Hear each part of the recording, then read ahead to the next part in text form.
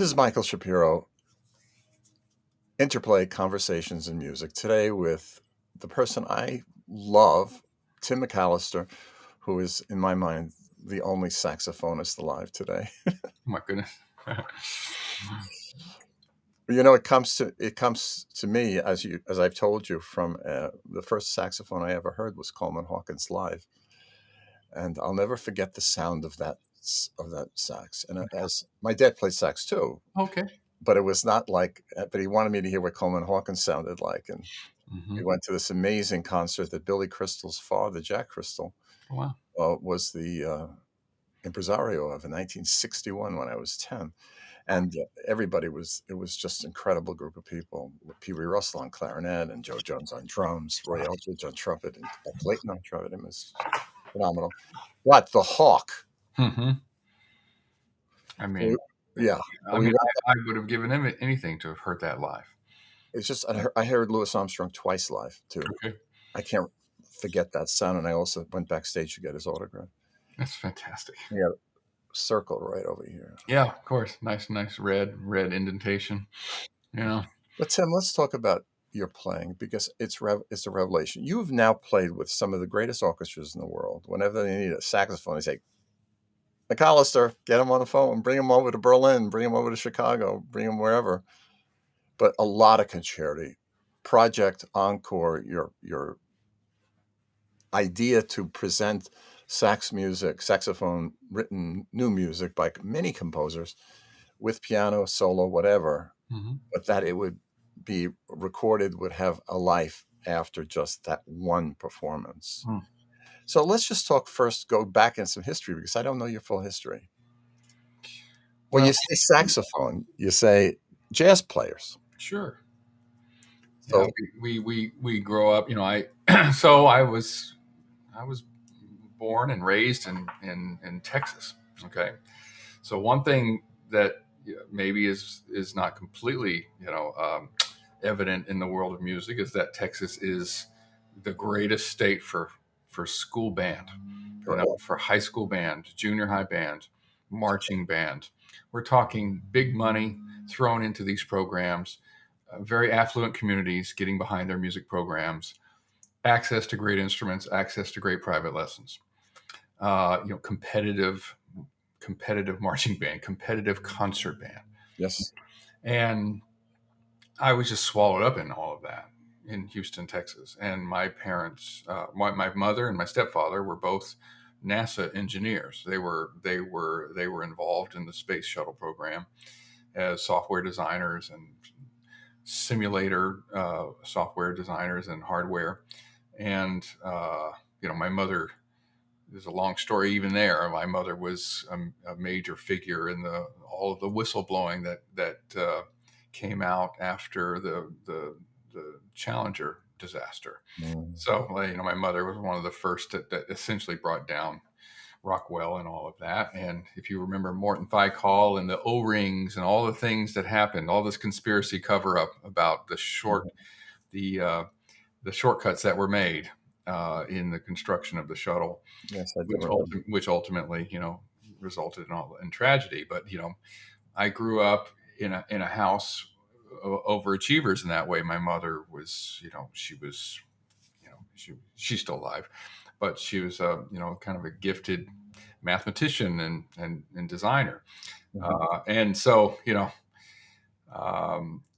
and so she grew up though when she was a student when she was a child she was a pianist and a violist, so she always just, I don't know, the stories became more and more exaggerated as she recounted them, but she was principal viola of the Louisiana All-State Orchestra, and she played piano. She played the Warsaw Concerto with the Shreveport Symphony. I know these places. I'm going to be in Louisiana in a month. Okay, there you go. Yeah, I'm playing with Shreveport Symphony this year. I mean, I'm essentially, and that's where all my extended family is from. So Wow.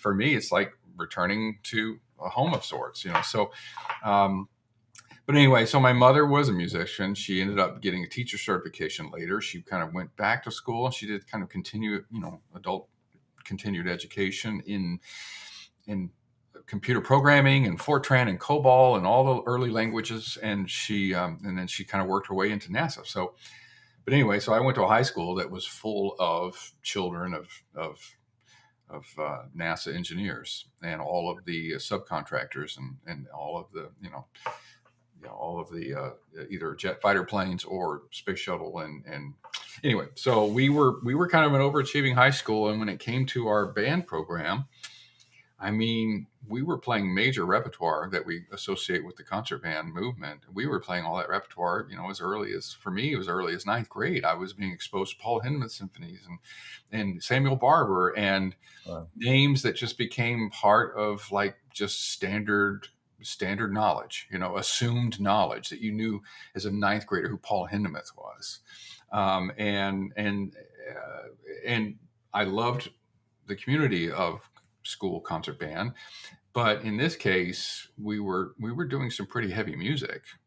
I found myself really connecting with that music. Like who could, I can't even imagine now, talking to a 14 or 15-year-old who actually could say they love the music of Paul Hindemith, but like for me, I was turned on to that. Like it was amazing to me. And then of course that was a gateway to Stravinsky and everything else, Boulez. I mean, I started just encountering all of that music.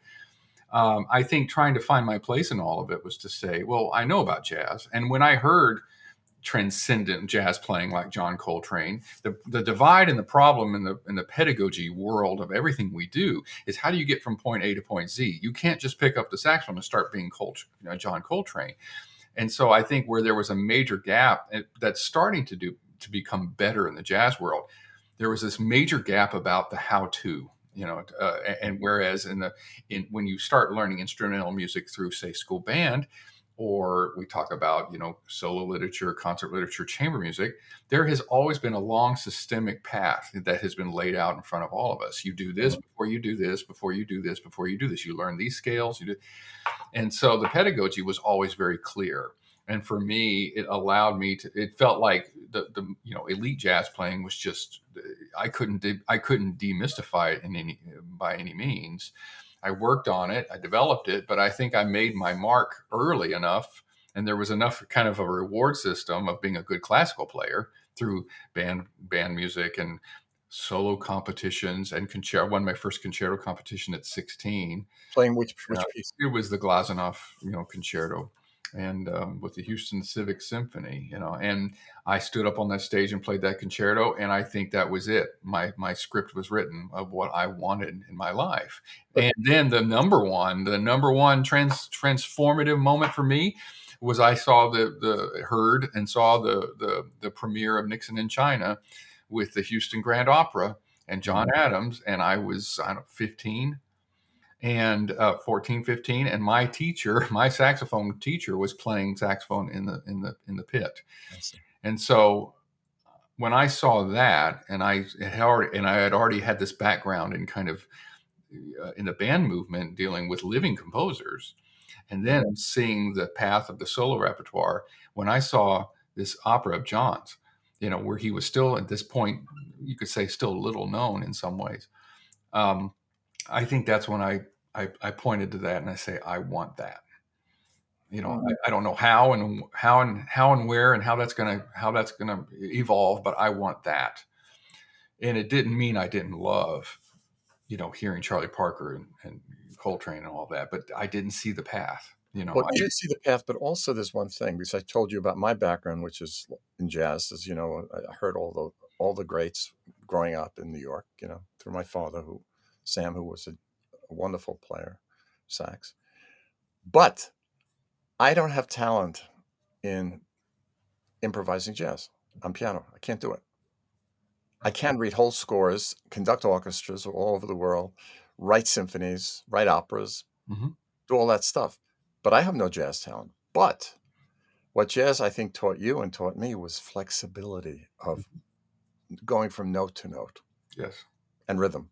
And it was because it was the spirit of that. And I think that sort of fed me, nourished me a lot. I mean, I could immerse myself, and I worked on improvisation. I don't think I'm a fantastically creative player. I can get around when I need to, but it was certainly as a saxophone player, in your formal training in college, you're not going to escape that. You're going to develop, well, in most cases, in conservatory systems, in a performance major setting, you're going to study classical and all that. But as a saxophone player, it's just you can't allow yourself to ignore the jazz side of the instrument. It's just too important. We're talking about an instrument that is solely emblematic of an entire art form. Okay, when we say classical music, we're thinking piano and violin. When you say jazz, the very first thing you're thinking is saxophone.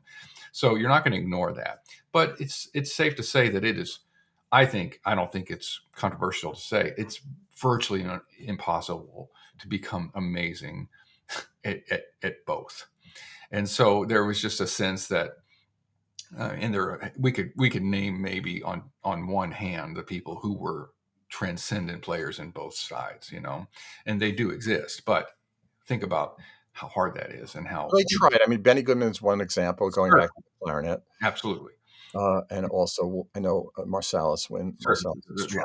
Yeah, absolutely. So, But these are special talents. I mean, you could go farther. You could say, I don't know if Bernstein was an amazing improviser, but he certainly was a he composer. was. He loved to try, but he wasn't. Yeah, exactly. So, almost like cocktail piano. But No, but I think for me, I mean, that fork in the road was very clear. Mhm. But I just kind of kept kind of one ear to the ground about everything in jazz, and then I feel like it's something I'm very strong in terms of teaching and reading and feel and time, but Mhm. it fed my classical playing, and I'm always, as you said, and I'm always I feel sorry for the people who would reject that idea that jazz would have nothing to offer their classical playing. No, no. So. Now, it's very interesting because when you look at the development of the sax in history versus the development of the clarinet to do the closest instrument, right? Mhm. Um, why wasn't the sax used earlier in classical music, do you think? Well, I think it's for us. It's a difficult topic because we say that the person who invented the instrument was an unsavory figure. Adolf Sax himself. He had political rivals. He had manufacturer rivals. There was tribalism tied to all these different aesthetics between the French infantry band movement and those aesthetics versus German versus UK, or I guess in this case, be like British brass bands and all of that. So Adolf Sax was taking work and business away from all these kind of established Mhm. lines of instrument manufacturing. He's essentially, it would be impossible today to literally invent an instrument from nothing and then be able to approach an orchestra at this point in time and say, you need to add this instrument to your orchestra. So it's unheard of. And so the brazen nature of this man to be able to go to all of his friends, Hector Berlioz and Meyerbeer and Bizet, all of them, to go to all of them and be like, you need this instrument in your orchestra. I'm telling you, it's going to be a game changer. So a percentage of them took him up on it, while the others laughed. It's like, are you serious? Like, this is ridiculous. What is this thing you made? This is a joke, and you named it after yourself, right? I mean, it just kind of it's amazing to think about what he was able to be successful at. The inroads he made. He got Berlioz to include it in his treatise on instrumentation, and the rest is history. So then the composers start to experiment with that, and it took a while for that to find its legs. But I'm also of the opinion that had Brahms heard, okay, I mean, if I'm just going to toot my own horn here, if Brahms had heard me play, I think Brahms would have liked the saxophone. Okay, or my teacher had Donald Sinta played for Brahms. Okay, there's no reason he wouldn't have been enamored by the instrument enough to write for it. So there it is. The instrument developed way too late. It did, because you think of Brahms and the clarinet, for example, at the end of his life in Mhm. particular. Yeah. But also Mozart only added it to the end. This guy right behind me, Mhm. picture of Mozart for those who are listening to this podcast. Mhm. You can't see Mozart is above my right shoulder, but he added the clarinet to the later symphonies, as you know. It wasn't in the early stuff. Mhm. And because he was somehow enamored of the sound. Let's talk about, you play the whole family. because I've heard you, Hmm. John Corigliano's Triathlon, literally having a triathlon of saxophone sounds Hmm. from the soprano all the way to the baritone with everything in between. So let's talk about, is there different kinds of music that is better on a soprano saxophone than would be on a baritone saxophone? Well, that's a great question, and I also think some of it's tied to just the history of the teaching of the instrument. So we we associate the first instrument that we would learn on, if we weren't, coming from another instrument. If we were, for me, start straight out in sixth grade or fifth grade. Some kids start as early as fourth grade, but the alto saxophone is the center line, right?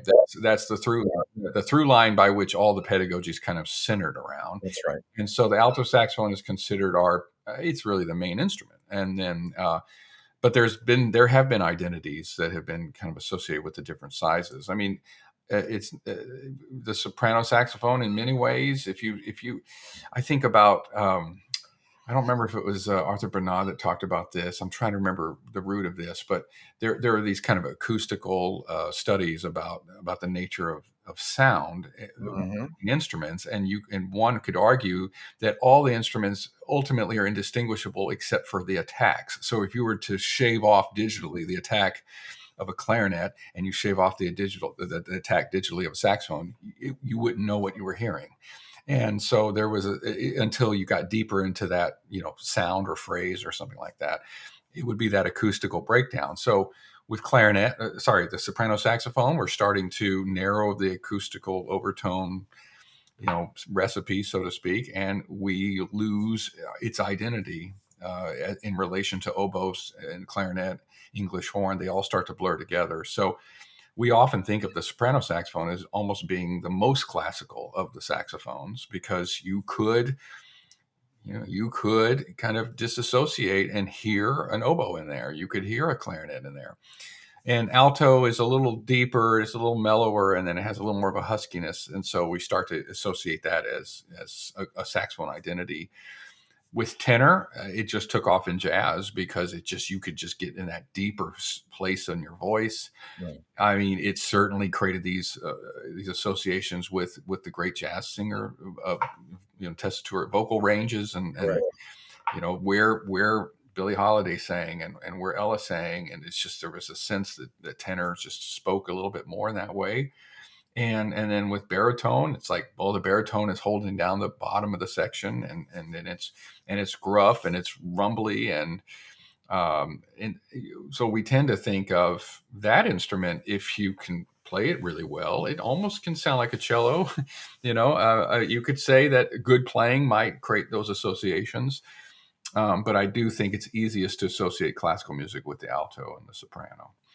Tim, let's just talk about writing for these instruments, Sure. because I think it's slightly different, at least for this composer. I've been listening to a good deal of your recorded work, and there's wonderful stuff available on Spotify and YouTube of not only concerti, but also the Project Encore, which I do want to talk about, Thank you. recordings. So, with piano or solo, if one is writing for soprano sax, I think if one has a good ear for the clarinet, it can be pretty comparable, Hmm. correct? I think so. However, as you get deeper, the actual writing and how you write for the instrument. I mean, could there be a baritone sax concerto? Sure, and we've seen that. We have seen that instrument approached in that way. But how would it differ from soprano sax, let's say? If you were writing for the composer in the audience, the young composer in the audience, how do I write for baritone sax versus writing for soprano sax? Well, you're I think you're often trying to figure out where the strengths of the instrument lie, and what are the prime identities of the instrument. So if we Correct. want to look at just the extremes that John Corigliano put me through in triathlon, he's seeing the soprano saxophone as most related to his concept of clarinet playing. I mean, Right. even in the early days of our workshopping together of triathlon, he really just wanted to hear how the soprano saxophone actually, how similar it was to the clarinet. So he put his own clarinet concerto in front of me when we were in Right. in his home, I and know it very he well. said I would like to hear what this would sound like on the saxophone, on the soprano saxophone. Fascinating. And so he needed to be able to kind of associate where those timbral breaks are, Yep. what happens in the lower extremities of a conical bore instrument versus the low extremities of a cylindrical bore instrument like the clarinet. And then with the baritone saxophone, he puts me through a different pace because he decides to disassociate that low stereotype of the baritone saxophone, and he's putting me in the stratosphere of the altissimo, which his publisher kept telling him, these notes aren't possible, John. You know that, right? And he's saying, and he's saying, well, Tim's told me he can do it. Tim told me he can do it. And it was like, I'll get back to Tim and find out. And then I get an email from John Corigliano that says, my publisher says you shouldn't, these notes are not possible. And well, so there's a kind of a sense that, look, we're still, the spirit of innovation exists for us. We are constantly redefining and moving the needle for the instrument. But for John, he saw the baritone saxophone as the culminating instrument, the one that could do it all, that could push into the range of the soprano all the way, and you have all of that bottom range. So he saw it as the whole saxophone family rolled into one instrument. So if you look at that, you are going against type. You are pushing against the identity of the baritone saxophone. Mm-hmm. And so it really comes down to what a composer's vision of the instrument is. And I think most composers are going to say, well, look, I don't intend or need to write that amount of risk in the piece. I want my piece to be, palatable, accessible, quickly learnable comparatively. And I want this to highlight what is maybe the center line identity of that instrument. So in that case, I think what is special about the baritone saxophone is just the power and this quality in the lower end of the instrument, of where the instrument is at its widest, where the instrument is at its most kind of barky and primal. And with soprano, you want to take advantage of that kind of that ping and that shriekiness of the upper register. I think the alto saxophone, that its true identity rests in that beautiful middle melancholy, and that is what all these composers really were uncovering at the turn of the 20th century. They were every single example of saxophone in all of these kind of top 40 orchestral examples. It's always slow, bel canto, lyrical, melancholy. The orchestra is stripped away. The famous solo in the Rachmaninoff symphonic dances, it is the embodiment of this nostalgia, this longing for his childhood, the longing for pre-revolution Russia. And before you go on, let's talk about that one example, which I find fascinating. Mm-hmm. He could have taken a clarinet and an oboe combined and gotten away with it a little bit, mm-hmm. but he chose the sax instead.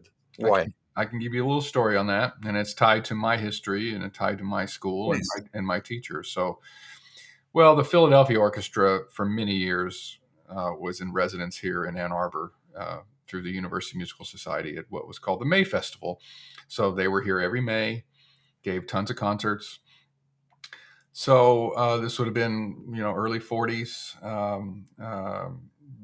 Rachmaninoff was here, and he was just joining the orchestra, but he was in the midst of writing this piece and essentially, looking at either expanding it. I actually don't remember if the piano version came later or if it was a short score version or if he orchestrated the piano version of it. I can't remember, but he played 4 hands at his house with Horowitz. I know that of the symphonic variations. So he was trying to figure out how to handle the solo. He wanted something very special in the orchestration. And from what I heard, he spoke to Prokofiev about this. I think there was just a real sense that right now the saxophone was having a moment. Certainly coming out of the popularity of Gershwin and all of that, and you can see that Bolero is starting to have some legs at this point. So there's Ravel and his use and whatnot. So he decides that he would like to essentially try out 2 versions of this. One being a saxophone solo, and another being an offstage soprano, an offstage singer. And so he workshopped both versions in Ann Arbor. and I'm not citing, I don't have any sources on this. This was all just told word of mouth by my teacher, Don Cinta, because the person they asked to play the saxophone, to trial the saxophone version of this, was his predecessor. So Larry Teal, who was the first saxophone professor anywhere in the United States. It was here at the University of Michigan. This is, this is the beginning of academic saxophone, is here. So I'm the third teacher at the University of Michigan. So, and we're talking professors. We're not talking about the part-time teachers that are brought in, at the smaller, or the conservatories, for instance. We're talking university saxophone professors. We were the first. And well, Teal actually wasn't on faculty yet. He was the number one freelance player in all of the Detroit Metroplex. So they called him to come in and play that solo for Rachmaninoff. And he trialed both, and the piece was premiered the next year in Philadelphia, and he used saxophone. And then they came back, and so that was the premiere. He used a clarinetist in the orchestra to play. But when they came back to Ann Arbor, they did it in Hill Auditorium with Teal playing. So the story there was that he heard good enough saxophone playing in this instance. He heard good enough saxophone playing to really to allow the piece to happen. We are grateful to this moment, and I think this was true with Ravel. He heard Marcel Mule. There was a sense that at all of these moments in time, we had good players at the right place at the right time, that were enticing figures like Maurice Ravel to use the saxophone. But I would say that, using the Rachmaninoff example again, I cannot conceive of that melodic line being done by any other instrument. I think so. At this point, we've reached that place in this kind of musicological arc, that we are now indispensable, at least in a piece like that. And it's also helped us evolve as players too, because that actually is a very challenging solo. It's in a very difficult key. It's in all the problem notes of the whole. Literally every note of the solo is a bad note on the instrument. So we joke about this a lot. And there's a bad history of it being played by doublers who weren't up for the task, who weren't specialists, or didn't have and they didn't have that kind of formal training to really know the instrument. Let's talk about vibrato and intonation. Oh, sure. It's something you probably teach. Sure. But you probably think about it all the time, because vibrato and intonation leads to expressive line. Mm-hmm. It's not just one note, or you're slightly out of key. It's, where's it going? Why should it go there? Mm-hmm. It is just embedded in the pedagogy from the very beginning. So all of our teaching etudes and technical studies are sequentially building, I should say they are sequential skill building exercises. And we're slowly integrating vibrato studies. And for us, compared to, say, the flute or the oboe, the means by which we produce that are different. We are talking about a regulated jaw vibrato that literally creates this change in the pitch as we change subtle tension on the reed. We're not using a diaphragm vibrato. We're not using kind of like a throat undulation. The way we shape our oral cavities has a huge impact on how flexible and how deep that vibrato might be. So we do have kind of different opinions. We can say that in every field, that tribalism exists. In every field, there is this kind of different dogma, and we have that exists. And you have these, demagogues in all of these areas, right? You have these famous teachers sort of railing on other teachers.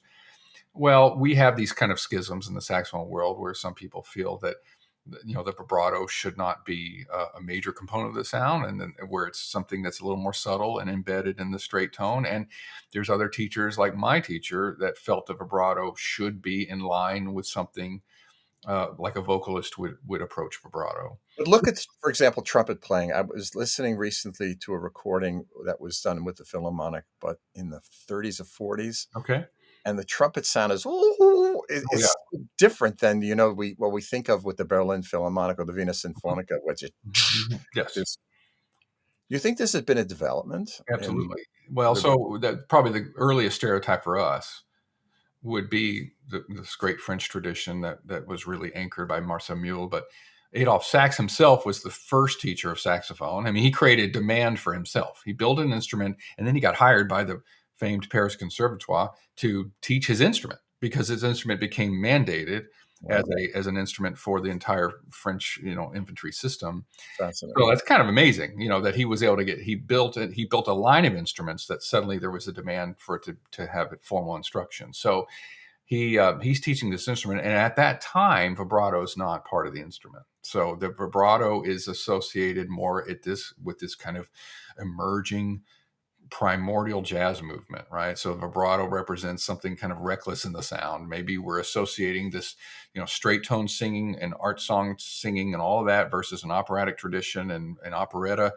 It's all the same. It parallels that.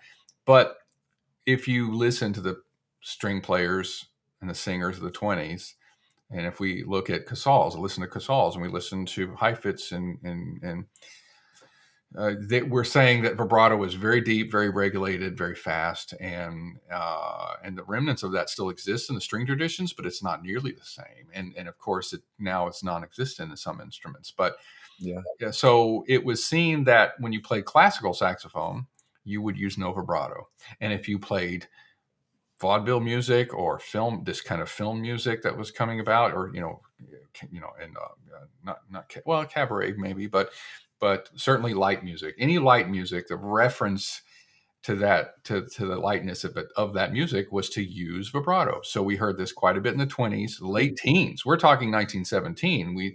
Major figures like Rudy Wiedoeft, who was all over the airwaves.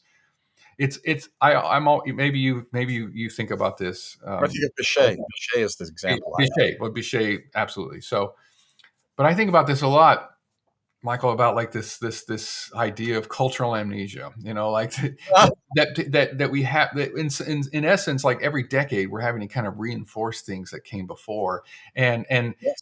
and people don't remember that in the late 19 teens, it was saxophone all over the airwaves that existed, and it was because Thomas Edison Records, his first artist signed was Rudy Wiedoeft, and the great vaudeville saxophone tradition was hitting the airwaves, and that's the sound of the 20s. And then we had this massive blow up, what we call the saxophone craze in the 20s, where, I mean, again, I'd have to look at the figures of this, but the exaggerated figure is that there was a saxophone in every household. Okay, because it was Piano. right. And especially the instruments that were keyed in these early instruments, some of them were keyed in C and F. So you could buy a C melody saxophone, and you could read over the shoulder of someone sitting at a piano. Look, as I told you, Sam Shapiro, my dad, played clarinet and sax and played it in club dates and the opening of stores. Mm-hmm. One last thing to talk to you about. This has just been so wonderful, Tim. Is Project Encore. Sure. Your history, if you look back on your history, either online with recordings or just otherwise on your website, so many composers. Why this composer and not that composer? And how did you develop this whole idea of Project Encore? That's a great question. And it's also, I think in some ways it was even more ambitious. I mean, I think it came down to the composers that had the time for me, or the composers who were wanting to be a part of it, or the composers who were willing, in essence, to maybe take a small fee for it because they want to be part of this project, we initially wanted it to be something where we were at first, both me and my co-curator, my partner in this, Liz Ames, wonderful pianist. I think at first we wanted to target really young composers. Not young, I mean people, composers maybe just coming out of school. That sort of, this would be one of their first high-profile experiences to be part of a project, to be kind of the sense of community that comes from being on the same album with maybe some of their heroes. Who knows? But we saw it as a service early on, that we wanted this to be a way for them to get into writing for the instrument. It was much more feasible that they could write a 2 or 3 minute or 5 minute piece in a short amount of time, and that could then serve as programming a recital repertoire. And because we've often seen the use of encores as a concert, or a denouement, or something that was just a little, aperitif or a little digestif at the end. But we thought, well, I think it's important that a program has this wide range of voices, not just sort of your anchor pieces. We often see, even in orchestra programming, we've gotten into this mode where the concerto needs to, if there's a concerto featured on a concert, it really needs to stay inside of a 20-minute length, because we need to make sure we dedicate the second half to this big multi-movement symphony. Okay, we have to do that, right? And then if we're going to have a concerto in the first half, we need to make sure the first piece is not that long, right? So we've run into these ruts in curation, and There's a lot of ruts going on. It's a yeah, there's different. a lot, right? But when it comes to recital programming, it's the same kind of thing. Well, the recital, there was this. I don't know. I don't want to say a myth, but a sense that your curation has to, the bigger the piece and the longer the piece, somehow the more credibility it was giving to that piece, It's not and that's not true. I mean, there are amazing pieces in the history of instrument, of all music. I mean, that were short, little, splashes. So we just saw that as a way to build a deeper program that would feature more and more names and younger composers, and get them writing for the saxophone. Now, What you've done for the saxophone, if I may interrupt, is the same thing that people like Jerry Junkin have done for band literature. sure, It's just a huge expansion of the rep. I think that was a bit of this. That was certainly the mission, and then we wanted to start to kind of build on our networks and our friendships, and our, and so where the project kind of expanded in two directions. We had sort of, we had a figure like Wynton Marsalis writing a piece for us, and he did it essentially as an almost an exchange for some other. Liz Ames was actually doing the piano reductions of his tuba concerto. And it's as a gift to us. He wanted to write this piece for us, and Nice. he took time out of his massive schedule to do that for us. And but Jennifer Higdon's been a longtime dear friend, and we've been able to kind of pull together our resources, if you will, of friendships, networks, and being able to get it funded by some university assistance, and then just even out of pocket, just to make these things happen. And when I spoke with Wynton Marsalis about his piece, and he was just kind of coaching us before we recorded it, he said, I don't need any attention. I'm happy to do the PR for this album, to talk about the other composers on this album. But that's the kind of person he is. That's just who he is. He's like, I don't need to talk about me. I want to talk about these others. And I think now there is the spirit of the project, that we have all these composers kind of like piggybacking on the PR of each other, It's and wonderful. they're all supporting each other. It's great. And that was a big part of it. Tim, you and I could speak for hours, Oh, of course we can. but I want to thank you so much for being on Interplay. This was such a pleasure. Oh, thank you so much. I really appreciate being with you. Thank you, Tim McAllister, saxophonist extraordinaire. This is Michael Shapiro for Interplay Conversations in Music. Thank you for joining us.